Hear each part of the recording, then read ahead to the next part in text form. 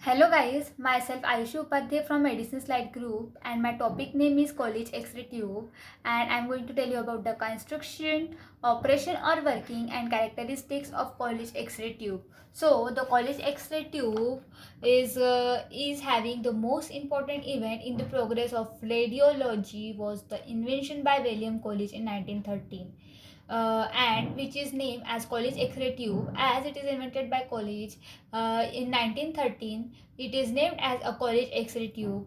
And further moving on its construction, so further moving on a construction, so there is a tube which is having highly vacuum inside it, and a cathode inside it which is connected to a step down transformer, and through cathode electrons are moving or electron beams are moving to a target, and which is having a copper and to the target, that is the copper anode, which is connected to a copper tube, and which is having cooling fins, and the spherical bulbs with two cylindrical arms extending on opposite sides, the cathode arm and the anode arm.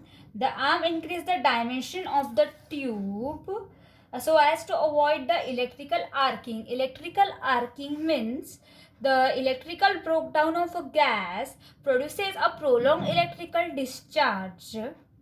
The cathode is a tungsten filament and can be heated by the current flowing through the step down transformer. So further moving on the operation, so as the cathode filament is heated, it emits electron. The hotter the filament gets, the hotter this is a filament, the hotter the filaments get, the greater emission of electrons. The greater emission of electrons happens. These electrons are accelerated towards the target or a positively charged anode, and when the electrons strike the anode, here it strikes the anode, they change the directions and emit X-rays with a continuous range of energy. Continuous range of energies, the maximum energy of the X-rays, see here, the maximum energy of the X-rays is equal to the kinetic energy of electrons striking the anode. Means the maximum energy of X-ray is equal to the kinetic energy of electrons striking the anode. Here it strikes the anode. As the current increases to the cathode, it increases the temperature of this tube. This number of electrons emitted by cathode, therefore this increases the number of electrons emitted by cathode, and as the result the intensity of X-rays also increases. Increasing voltage of potential difference between the cathode and anode also increases the velocity of electrons striking the anode. Increasing energy of emitted X-rays increases energy of, and this increases the energy of emitted X-rays. Means this increases the intensity of X-rays. Okay, so if there is a decrease in a current or voltage, will have the opposite effects of this. Okay, so I hope you guys are understanding this. And next is the characteristics of Colles topic.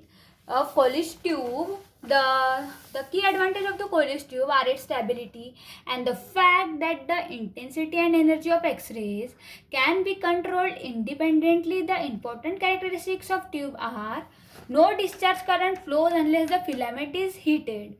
No discharge current flows unless the filament is heated.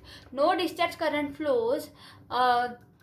No discharge current flow through this filament unless the filament is heated. The amount of discharge current is determined primarily by the amount of current passed through the filament, and hence the temperature and hence by the temperature produced. The penetrating power of the X-rays is determined by the voltage across the tube terminals.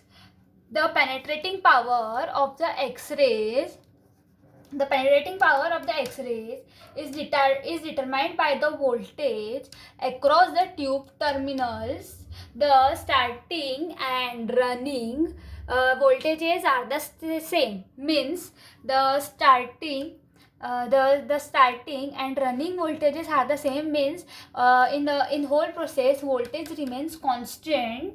The allowable energy input is determined by the size of the focal spot. The allowable energy input is determined by the size of the focal spot. Focal spot is a copper anode. So the allowable energy input is determined by the copper anode or the focal spot. Size of this focal spot. Continuous operation is possible without change of characteristics. The focal spot is fixed in position. The focal spot, that is the copper anode, is fixed in position. And about the college tube and about the college X-ray tube, it is asked in summer 19, winter 18 and summer 17. I hope you all guys understood this, and thank you very much.